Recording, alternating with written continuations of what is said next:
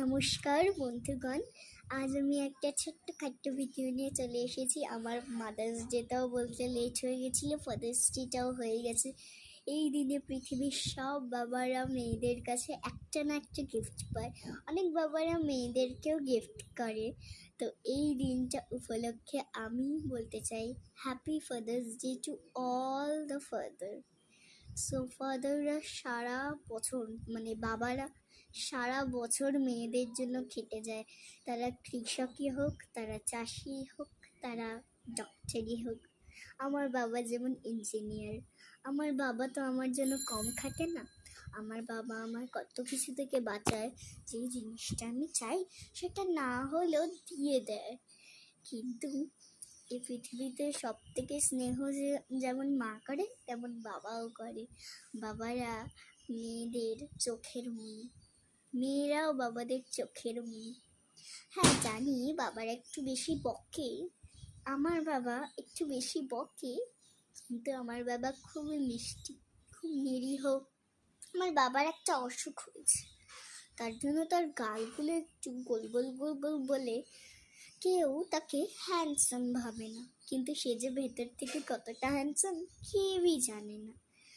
আমার বাবা আমি আমার বাবাকে আমি প্রচণ্ড ভালোবাসি।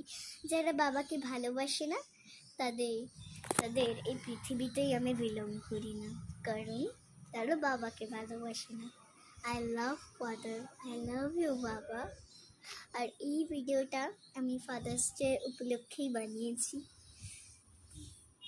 সব বাবাদেরকে আমার উপলক্ষে আমি যে কথাটা বলছি সেই জন্য সবাইকে হ্যাপি ফাদার্স ডে।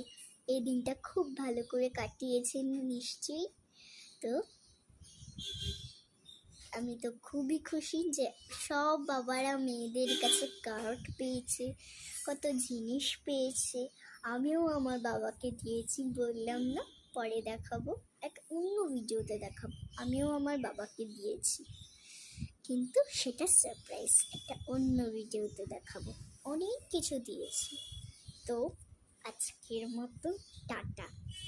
না, আরেকটু কথা বলবো। তো বাবারা প্লিজ কিছু মনে করবেন না, আমার ব্লগটা দিতে প্রচণ্ডভাবে লেট হয়ে গেল। আজকে সকালে উঠেই বসে করেছি ব্লগটা, মনে হলো কাল রাতে যে ব্লগ করলাম না, কি হবে ব্লগ না করতে পারলে না মনটা কেমন হুসফুস করে। সো আজকের মতো টাটা, বাই।